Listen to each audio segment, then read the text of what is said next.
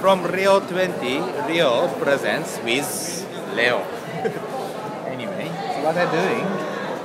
I'm an anthropologist dedicated to Latin America, especially indigenous people. Yeah. In Latin America, and I'm a television journalist. Really? Yes. That's why you are here with camera. No, I'm without camera. Without camera. Because my camera has been stolen That's the big. day before yesterday. All my equipment. Also, that is Rio.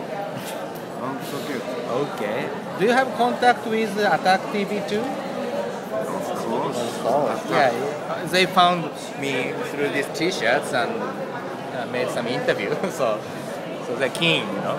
Anyway. So see you in Spain, hopefully, and World Social Forum. In Tunisia. Tunisia. Monasteria. How do you decide the area?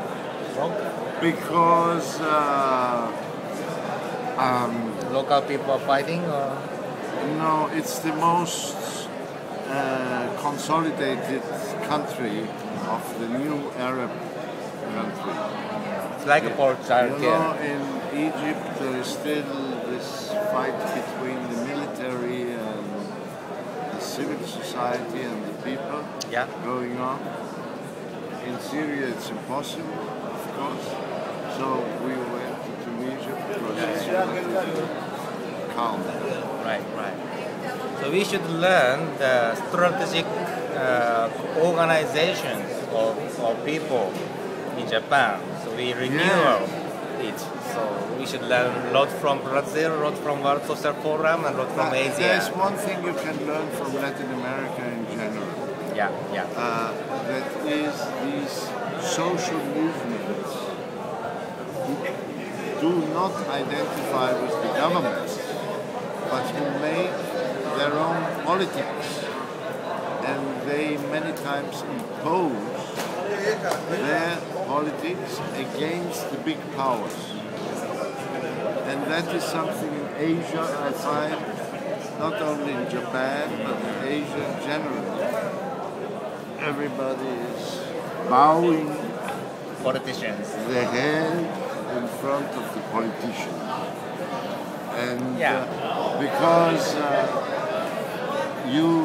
the subconscious, I think, in Japan is that you think that politicians are God or something like that. We call that the institutions, right? Or like a cage of mind, you know.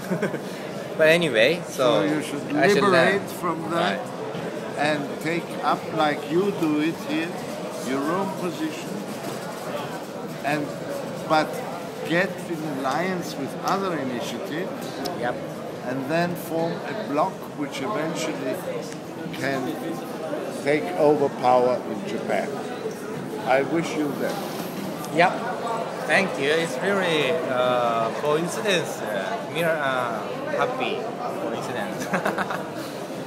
So I just suppose you are a person from mass media and waiting for something and so feeling boring. So No. It's very interesting for me because usually we don't have many opportunities to speak to Japanese people. So my biggest question is about the indigenous people. They gave a speech here as a major group, and they made a statement yesterday about totally against RIO20.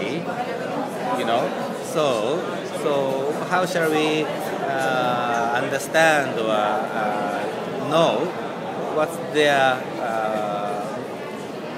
true positions or proposals? You have to understand that before RIO20, there were other summits like in Cancun or in Copenhagen or in Durban and so on. Yeah. And there, the Society of United Nations and the countries belonging to the United Nations has been very stubborn, very much pushing to get private business right. into the issue. And the indigenous people have very bad experience with private business. Right. Because they take over the rainforests, because they say you are not efficient enough, they kick them out of their lands and so on. So before the conference started, there was a campaign, there is still this campaign, saying no to green economy. All of that, no, because it is green economy and we don't like this kind of private economy. Now, if you read this paper, the final declaration, I read it. In Japanese or in English, right? They also mention green economy, but not in the same way as we thought that other conferences were dealing with. They have quite strict rules, and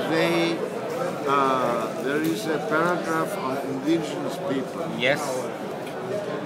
But the people who are in Flamingo Beach, they didn't know at all what was going on here. So, since I always switched from here to there, I spent my time saying, please, let's discuss with the real document. It's not a Totally bad. Not totally bad. very, very good document, but it's not a very, very bad document. So we have, and it leaves a space open for discussion in the future with the goals and so on.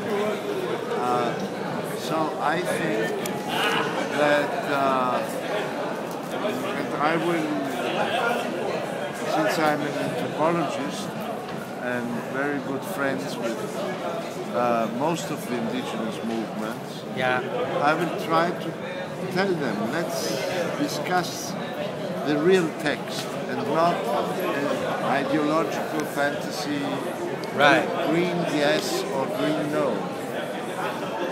There is nothing bad about green. Sure. The thing is, but I found here, the green means corporate, the sustainable means the south, right? So we need a common language first. Otherwise, it's really difficult to have dialogue. So that's why I say it's the beginning of dialogue for harmonies. The green economy must have respect and dialogue toward the society loving life.